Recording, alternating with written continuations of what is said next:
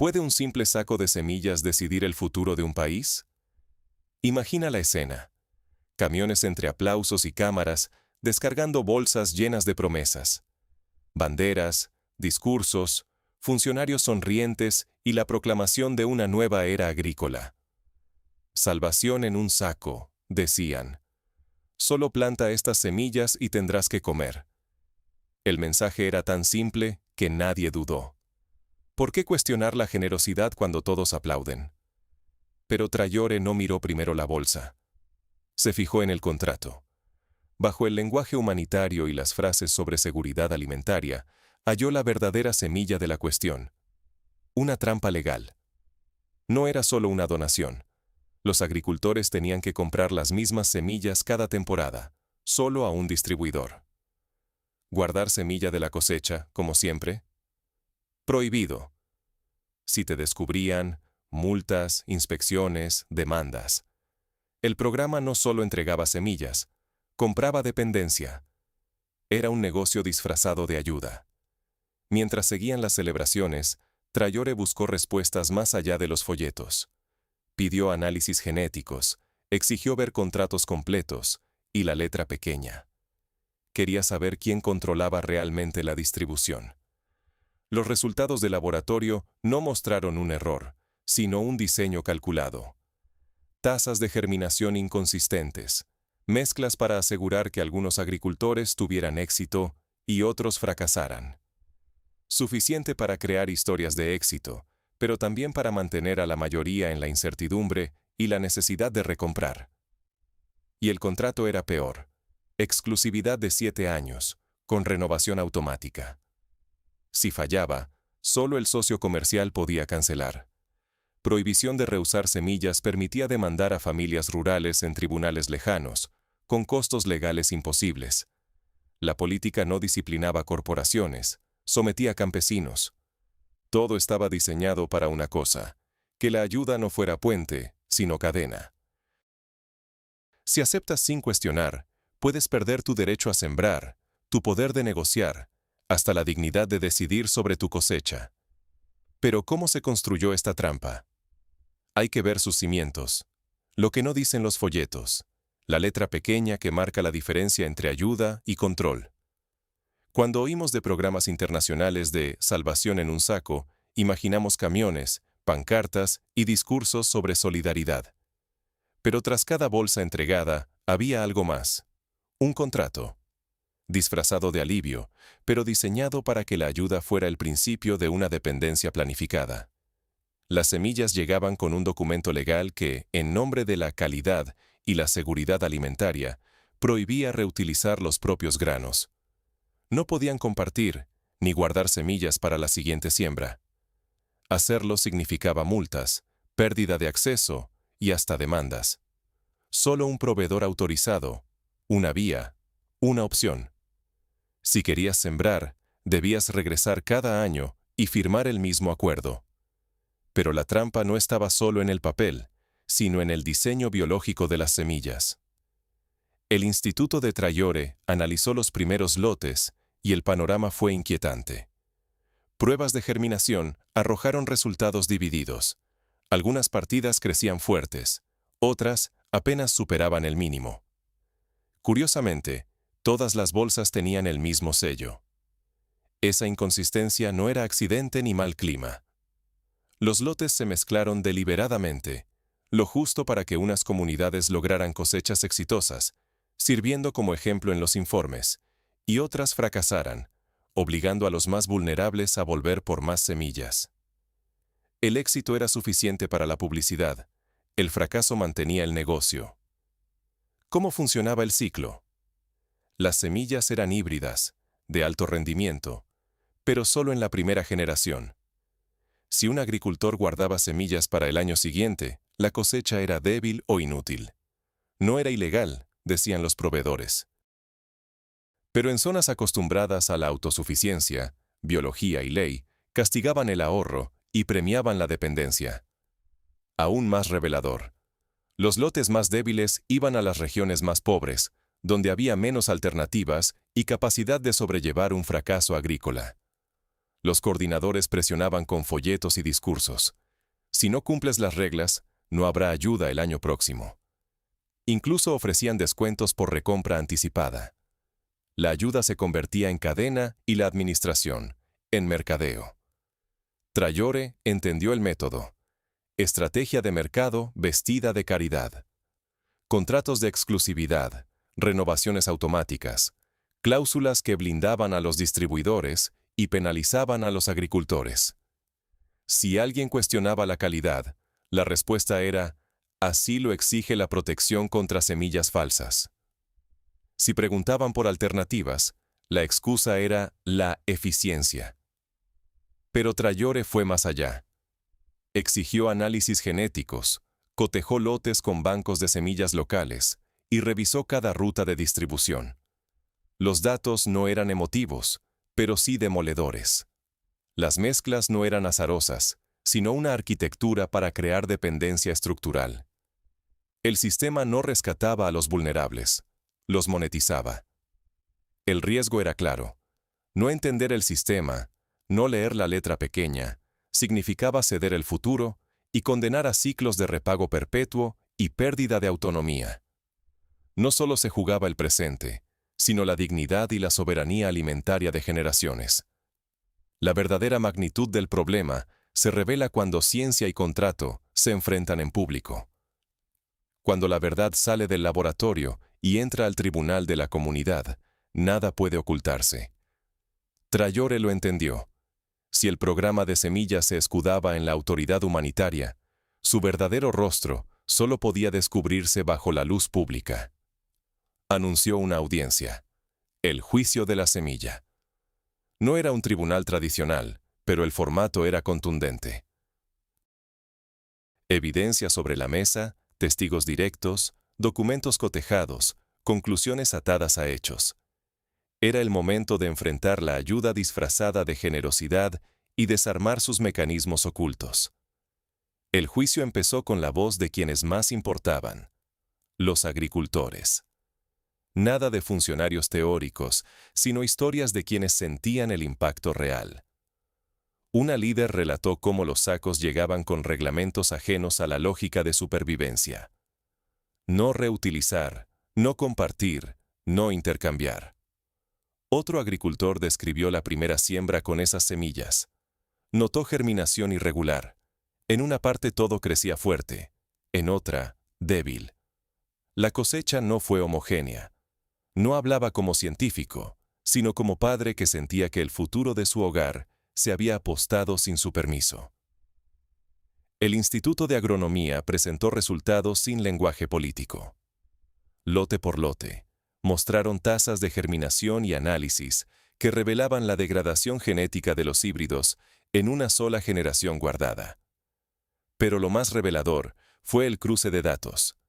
Los lotes con menor viabilidad terminaban sistemáticamente en los distritos más pobres. Las rutas de distribución parecían diseñadas para que los más vulnerables recibieran semillas de menor calidad. Ya no era mala suerte.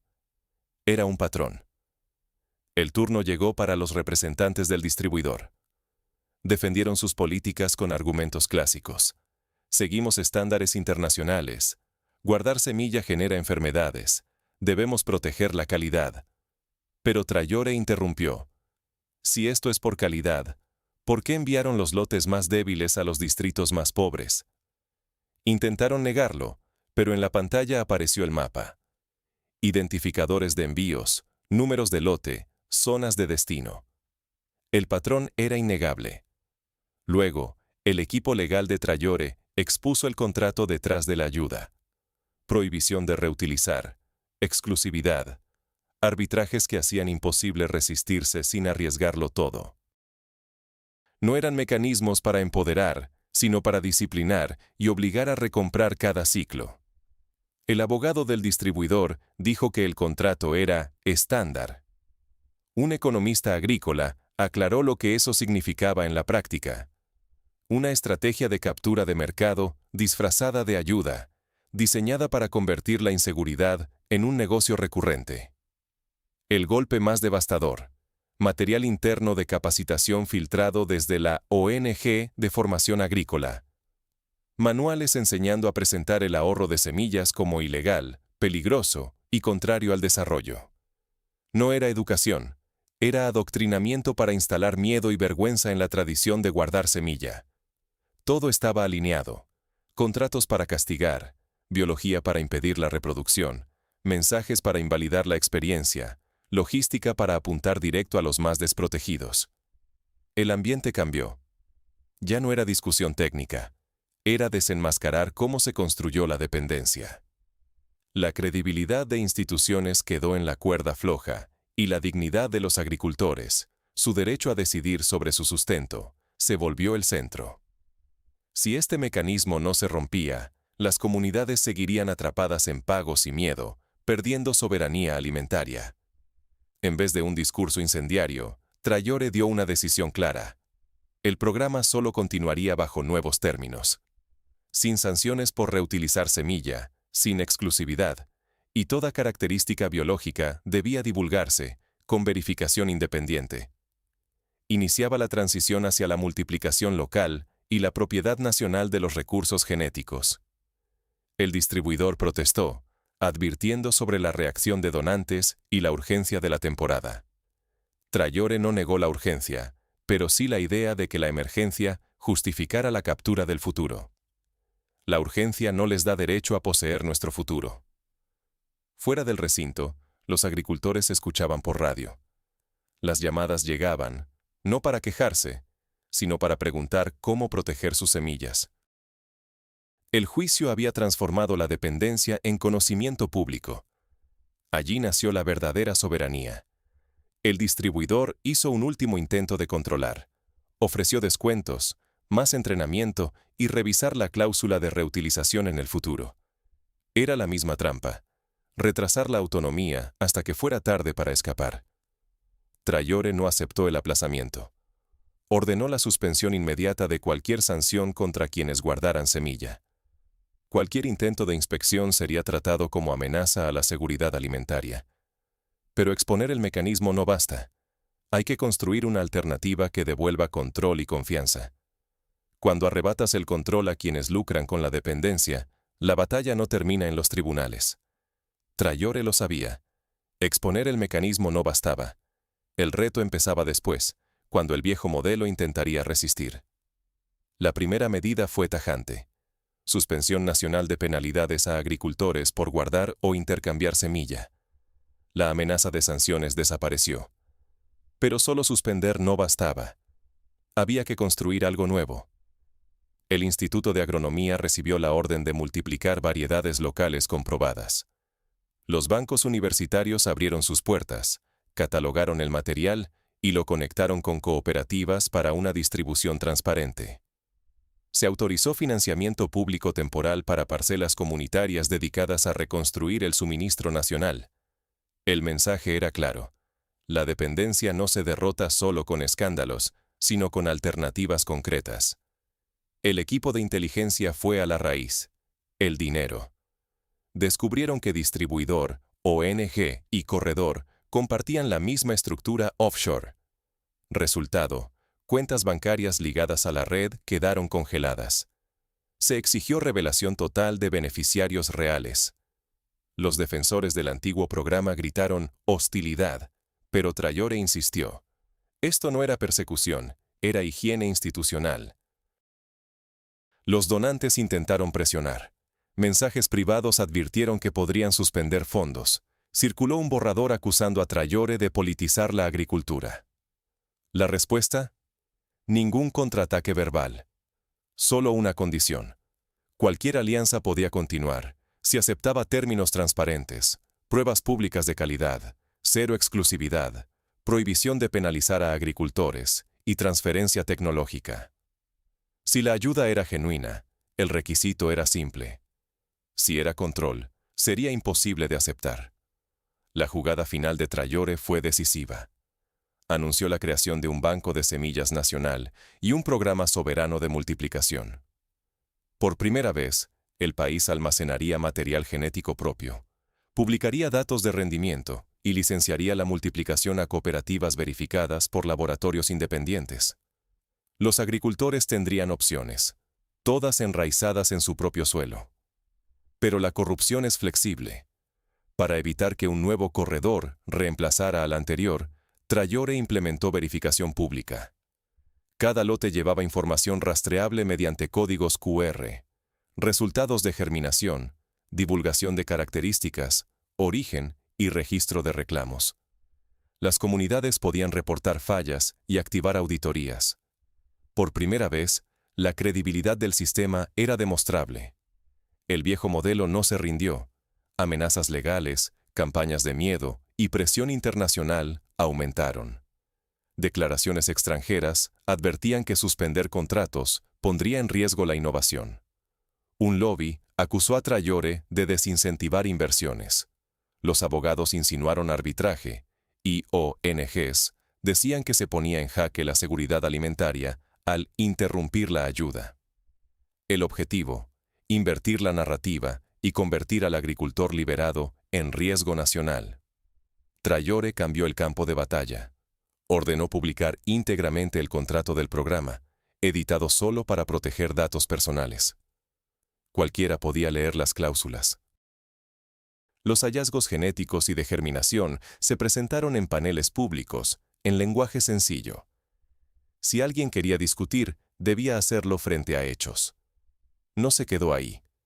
Atacó la dependencia desde la raíz. La compra centralizada. Lanzó licitación pública para suministro y multiplicación, dividiendo contratos en lotes pequeños para evitar monopolios. Los oferentes debían revelar propietarios reales, demostrar capacidad técnica y comprometerse a transferir tecnología. A quienes no aceptaran esa transparencia, simplemente quedaban descalificados. La defensa del agricultor se volvió estructural. Extensionistas recibieron capacitación en el arte de guardar semilla, higiene, almacenamiento, selección. Se entregaron kits de pruebas de germinación a cooperativas y se les entrenó para registrar resultados en una base pública. El fracaso ya no se descubriría una vez sembrado, sino antes, con información al alcance de todos. El viejo corredor intentó regresar por vía política, ofreciendo filantropía a cambio de relajar cláusulas. Traore fue tajante. No había sustituto filantrópico para los derechos. Exigió renuncia escrita de exclusividad y sanciones, más divulgación total de las limitaciones genéticas. Rechazaron la oferta, y ese rechazo fue su confesión. Mientras tanto, el Banco de Semillas Nacional echó a andar. Archivos digitalizados, variedades catalogadas y expansión de parcelas bajo estándares supervisados. Los agricultores dejaron de ser receptores pasivos y se convirtieron en aliados. Reportaban resultados, identificaban líneas resistentes y sugerían mejoras. El programa no era nuevo corredor estatal, porque la vigilancia era compartida. Cada semilla tenía su historia, y cualquier reclamo provocaba auditoría aleatoria con resultados públicos. El cambio se notó. Agricultores comenzaron a exigir lote y resultados antes de aceptar semillas. Las radios discutían porcentajes de germinación como antes política. Las comunidades comparaban variedades y resultados. El conocimiento reemplazó la dependencia. Quienes criticaban a Traore decían que estaba en contra de la cooperación internacional. Él nunca cambió su argumento. No rechazamos la ayuda, rechazamos la cautividad. Así, el negocio de transformar ayuda en ventas obligadas comenzó a desplomarse ante una nueva realidad. La semilla comprendida es difícil de monopolizar. Cuando el agricultor puede guardar, probar y decidir, el mercado no puede forzarle la rodilla en la próxima siembra. El último intento del antiguo modelo fue atacar la confianza. Circularon rumores sobre el supuesto fracaso de las semillas locales, que el programa nacional era un experimento riesgoso, que rechazar al viejo distribuidor era hambre segura. Cuentas en redes sociales difundieron imágenes de malas cosechas en otros países, etiquetándolas como propias. El mensaje era miedo, que la soberanía se paga con hambre. La respuesta de Traore fue simple: prueba que se puede plantar. Se establecieron lotes de demostración en cada distrito. Los resultados fueron públicos, comparables y verificables. Era la transparencia convertida en cultura agrícola. Pero el riesgo no ha desaparecido. Ahora la amenaza es que la presión externa o campañas de miedo frenen la transición o que la corrupción se recicle. Por eso, la clave está en arraigar transparencia, autonomía y verificación pública como cultura viva. Solo así, la soberanía será conquista permanente. Independencia no es rechazar ayuda, es rechazar cadenas. ¿Cómo se protege un país del futuro que otros quieren venderle? La historia de Traore deja lecciones claras sobre cómo se construye una soberanía agrícola que no dependa de favores ni contratos ocultos. Nuevas reglas. Cada lote llevaba identificador único, Batch ID, para rastrear origen, germinación y recorrido. Si surgía una queja, auditorías aleatorias y resultados publicados para todos. La confianza ya no era fe, era verificable. La cultura cambió. Agricultores, antes acostumbrados a recibir sacos con instrucciones y poca información, ahora exigían datos antes de sembrar. Querían saber, ¿de dónde viene esta semilla? ¿Con qué resultados? ¿Quién la multiplicó? Radios debatían germinación y las comunidades comparaban rendimientos entre variedades. El conocimiento fue reemplazando la dependencia. La competencia ya no era entre marcas, sino entre resultados visibles. Los agricultores no se conformaban con promesas, sino con la línea que mejor resistía en su tierra, documentada colectivamente. El modelo de captura empezó a fracasar porque la verificación se volvió comunitaria y la información pública. La independencia nunca es gratis. Frente al avance de este nuevo modelo, surgieron formas de sabotaje. Aparecieron campañas en redes sociales, sembrando miedo, que las semillas nacionales iban a fallar, que el país se arriesgaba a hambruna si rechazaba el saco internacional. Fotos manipuladas, testimonios dudosos, todo para deslegitimar la transición y devolver a los agricultores a la dependencia. Incluso hubo intentos de litigio, acusando al programa de infringir contratos o patentes. Traore no respondió con discursos, sino con pruebas. Estableció campos demostrativos en cada distrito, parcelas abiertas donde se sembraban, lado a lado, semillas del programa internacional, lotes multiplicados localmente y semillas tradicionales, pero preparadas bajo normas mejoradas. Agrónomos registraban cada paso, germinación, resistencia, rendimiento. Los resultados se publicaban semanalmente y las comunidades veían con sus propios ojos la verdad. En muchas regiones, los lotes nacionales igualaron o superaron a las semillas importadas.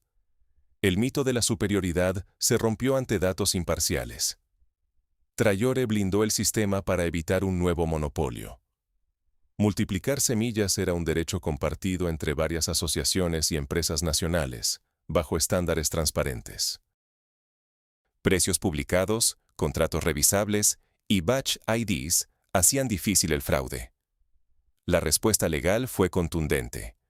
Mostraron la estructura predatoria de los viejos contratos, la manipulación en la mezcla y las certificaciones maquilladas. No se trataba de rechazar ayuda, sino la dependencia disfrazada de generosidad. Aquí la lección crucial. La soberanía no se sostiene solo con buenas intenciones, sino con reglas que limiten el poder de capturar el sistema. Por eso, el Estado garantizó la compra mínima de semillas nacionales a un precio base, reduciendo el riesgo para quienes apostaban por estas líneas. No se exigió valentía sin respaldo.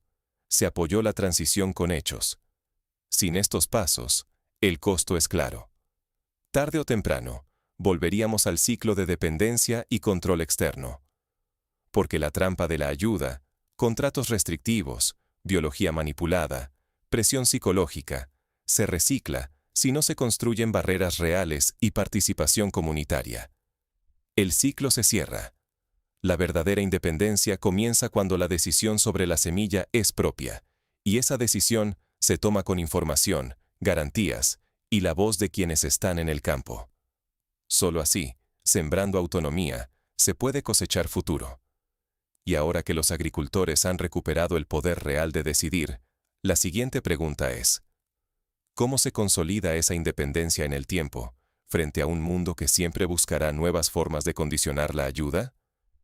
Eso lo veremos en el próximo segmento. ¿Qué sembramos al aceptar contratos sin leer la letra pequeña? Esa es la pregunta clave, porque en el mundo rural, el verdadero campo de batalla no siempre se ve. Está en los papeles, en la biología de una semilla, en cómo se comunica la ayuda y en la psicología de quien la recibe. El programa de Salvación en un Saco prometía aliviar el hambre y modernizar la agricultura. Pero bajo esa generosidad había un sistema de control y dependencia, tan bien diseñado que quienes lo vivían tardaron años en ver que la ayuda, a veces, viene con candado. Quien no cuida el origen de su semilla, hipoteca su futuro a intereses ajenos. Así de sencillo. Cuando aceptas una semilla que no puedes guardar ni multiplicar, cuando cada año tienes que volver a comprar lo que antes era tuyo, dejas de ser agricultor y te conviertes en suscriptor de tu sustento. Tu trabajo y dignidad quedan atados a un ciclo de repago. La ayuda se transforma en cuota, en deuda con lógica de negocio. Traore lo entendió antes que nadie. Vio cómo los contratos no solo entregaban sacos, sino que distribuían dependencia. Canales exclusivos, repagos obligatorios, sanciones para quienes guardaban semilla, y amenazas que convertían la tradición en delito. La biología de las semillas hacía su parte. Híbridos que se degradaban si se reutilizaban, lotes mezclados, certificaciones que eran solo papeles. Ya no era el origen de la vida agrícola, sino el punto de partida de un negocio recurrente, blindado por laboratorios y abogados. Lo más peligroso estaba en la mente del agricultor. El programa buscó que la gente se avergonzara de guardar semilla, que asociara la tradición con atraso y la dependencia con progreso. Cuando te convencen de que necesitas lo que siempre tuviste, aceptas contratos que te roban lo tuyo. El mayor éxito de la ayuda era hacer que los campesinos creyeran que la soberanía era un lujo, no un derecho. Pero Traore se negó a aceptar esa humillación. No solo rechazó el sistema, lo expuso. No gritó. Obligó a los contratos a enfrentarse a la ciencia, y a la ciencia a mirar a las personas que sufrían.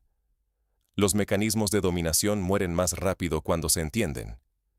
No se quedó en la denuncia. Construyó alternativas reales. Un Banco Nacional de Semillas, licencias para multiplicar en varias cooperativas, datos abiertos, pruebas visibles, comités comunitarios para verificar los lotes. Legalizó y protegió el derecho a guardar y compartir semilla, ofreció capacitación, garantizó precios de transición. La soberanía no se exigió como sacrificio, se construyó como infraestructura viva. Cuando la vieja red intentó sembrar miedo, diciendo que la semilla nacional fallaría, que la transparencia espantaría donantes, que los agricultores se hundirían sin el distribuidor. El miedo se evaporó ante la prueba.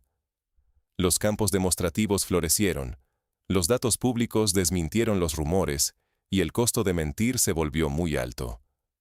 Los agricultores, por fin, tenían alternativas, información y una dignidad que ya no dependía de pedir permiso cada año. Esto no fue solo una victoria sobre un programa concreto. Fue una lección sobre la independencia en el siglo XXI. No rechazar la cooperación, sino la tutela. No negarse a la ayuda, sino afirmar la renuncia a sobrevivir sin permiso. Un país que no puede salvar su semilla estará siempre a merced de quien la vende como milagro. Un país que puede guardar y multiplicar su patrimonio genético puede negociar sin miedo, porque tiene en sus manos su alimentación y su futuro. Los adversarios de Traore querían un país que plantara lo que se le ordenara, que aceptara que el futuro debía alquilarse cada año. Traore eligió otro camino, uno de conocimiento, verificación y vigilancia comunitaria. Porque una cosecha empieza mucho antes de la lluvia. Empieza en la decisión de quién es dueño de la semilla. Y en esa decisión, Traore dejó claro: un pueblo que puede salvar su semilla, puede salvar su dignidad. Y la dignidad es el primer fruto de la soberanía. Si esta historia te ayudó a ver cómo la dependencia se esconde en la ayuda, compártela, suscríbete y mantente cerca. Porque la próxima batalla no será con armas, sino con contratos. Y con lo que permitimos que siembren en nuestra tierra.